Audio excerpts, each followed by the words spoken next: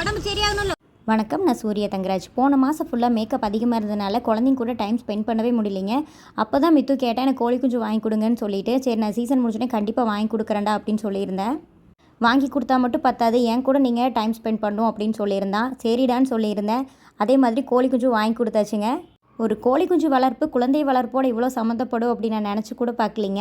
இந்த ஒரு 5 நாள் ஆச்சுங்க இந்த கோழி குஞ்சு வந்து. இந்த டைமில் பார்த்தீங்கன்னா அவன் வந்து ஃபோனை தொடவே கிடையாது. இன்னொரு முக்கியமான விஷயம் என்னென்னு பார்த்தீங்கன்னா, இந்த கோழி குஞ்சை வச்சே ஒரு அம்மா அப்பா ஒரு குழந்தைய வளர்க்குறக்கு எவ்வளோ கஷ்டப்படுறாங்க அப்படிங்கிறதையும் நான் அவனுக்கு புரிய வச்சுட்ருக்கிறேன்.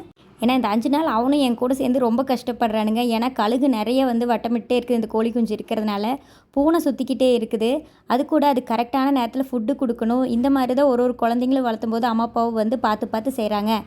ஆனால் கோழி குஞ்சுக்கு அதெல்லாம் புரியாது. நம்ம கையிலேருந்து நழுவியோடு தான் பார்க்கும்.